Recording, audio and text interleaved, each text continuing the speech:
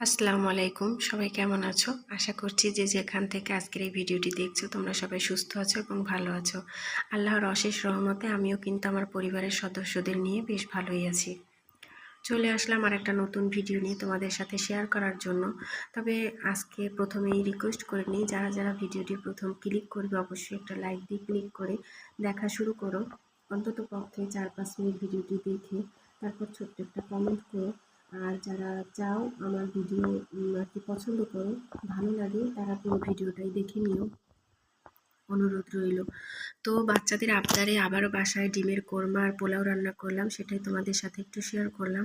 আজকে ঘর গুছানো বা থালবাটি ধোয়া অন্যান্য কিছু শেয়ার করিনি। এই যে পোলাও রাইস কুকারে বসিয়ে দিয়েছি আর ডিমের কোরমা এখানে রান্না করা হচ্ছে। তবে এটা তোমাদের সাথে একটু এইভাবে শেয়ার করছি যে তোমরা অনেকেই ডিমের আস্ত কোরমা খাও, মানে আস্ত ডিম দিয়ে কোরমা রান্না করো আর কি, সেটা একটু বলতে আমার সমস্যা হয়ে গেছে, তো সবাইকে সরি। আর কি আস্ত ডিম দিয়ে তোমরা কোরমা রান্না করো, আমি কিন্তু এখানে আস্ত ডিম দিয়ে কোরমা রান্না করি না। আমরা কোরমা এভাবে রান্না করি, মানে কুসুমটা আলাদা করে রাখি আর ডিমের যে সাদা অংশটা থাকে সেটা পাটায় বেটে মিহি করে বেটে নিই। তারপর সাদা অংশটার সাথে ডিমের কুসুমটা পরবর্তীতে হাত দিয়ে চটকে লবণ দিয়ে ভালো করে মিশিয়ে নিই। তারপর যখন মেশানো হয়ে যায় গোল গোল করে বলের মতো করে নিই। তারপরে এই তো তেলে ভেজে নিলে এগুলো একদম বড় গোল গোল করে ফুলে ওঠে, আর কি মিষ্টির মতো দেখা যায়। তারপর ভালো করে আদা বাটা, অল্প একটু রসুন বাটা, তারপর দারচিনি, এলাচ, তেজপাতা, কাঁচামরিচ এগুলো দিয়ে ভালো করে মশলাটা কষিয়ে একটু তেলে, তারপর দুধের ঝোল দিয়ে আর কি দুধ দিয়ে আমরা ডিমগুলো ছেড়ে দিই। সেভাবেই কিন্তু আমরা কোরমা রান্না করি। এভাবে তোমরা যদি কেউ না খেয়ে থাকো তাহলে অবশ্যই বাসায় ট্রাই করো, খেতে কিন্তু দারুণ। আর কি দারুণ বলতে অনেক মজা, অনেক মজা। আর কি আমরা কখনো বাসায় ওরকম আস্ত ডিম দিয়ে কোরমা রান্না করি না, এভাবেই রান্না করি। তো তোমাদের সাথে একটু সেটাই শেয়ার করলাম। যদি তোমাদের কারো ভালো লেগে থাকে তাহলে তোমরা বাসায় ট্রাই করতে পারো যেন, সেজন্যই আর কি শেয়ার করা। এই যে দেখো এখন দুধ দিয়ে দেওয়া হয়েছে, এর মধ্যে এখন পরিমাণ মতো মিষ্টি আর কি, যে যতটুকু মিষ্টি খেতে পছন্দ করে ততটুকু মিষ্টি দিয়ে, চিনি দিয়ে তারপরে এই যে ডিমগুলোকে ছেড়ে দেওয়া হয়েছে। এখন অনেকক্ষণ জাল করা হবে। দুধটা যখন একদম ঘন ঘন হয়ে যাবে তখন আমরা নামিয়ে ফেলবো। এই যে দেখো এগুলো কিন্তু একদম ওই দুধের রস খেয়ে ফুলে যাবে, আর এগুলো পোলাও দিয়ে খেতে দারুণ মজা। সেদিন যে আমরা পোলাও আর রোস্ট বাসায় রান্না করেছিলাম, সেদিন আবার আমার শাশুড়ি তার ভাইয়ের বাসায় একটু পোলাও আর রোস্ট পাঠিয়ে দিয়েছিল টিফিন ক্যারিয়ারে। সেজন্য বাচ্চারা ওভাবে ভালো করে খেতে পারেনি আর কি, ওরা আরেকটু খেতে পারতো যদি বাসা আরেকটু থাকতো। তো ওরা বললো যে আবার বাসায় রান্না করো, সেজন্য আবার বাসায় রান্না করা হলো। আর বাসার ফ্রিজে একটা বড় চীনা হাঁস ছিল, তোমরা কে কে চীনা হাঁস চেনো সেটা কিন্তু অবশ্যই কমেন্টের মাধ্যমে আমাকে জানাবা। সেই চীনা হাঁসটা রান্না করা হয়েছে যাতে পোলাও দিয়ে ভালোভাবে খাওয়া যায়। এদিক থেকে আমার শ্বশুর আব্বু সালাদ কেটে নিচ্ছে, এদিকে আবার কোরমা রান্না করা হয়ে গেছে, সেটাই বেড়ে দিচ্ছে আমার আব্বু আর কি আমাদেরকে পাতিলে পাতিলে। সেটাই তোমাদের সাথে শেয়ার করলাম।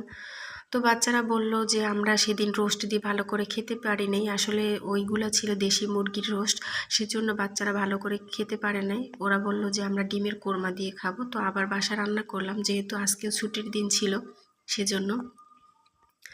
আজকে বাচ্চারা একটু ভালো করে খেতে পারছে, কোরমাটা একটু নরম হয়, সফট হয় সেজন্য।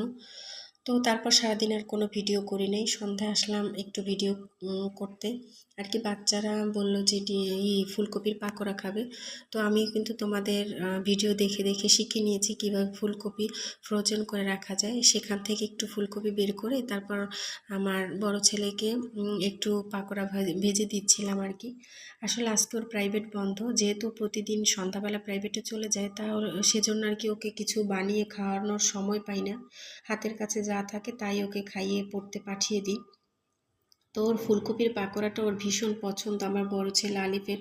তো ও বললো আজকে মা আমাকে একটু ফুলকপির পাকোড়া ভেজে দাও, তো ওর জন্য একটু ভেজে নিচ্ছি বেসন দিয়ে।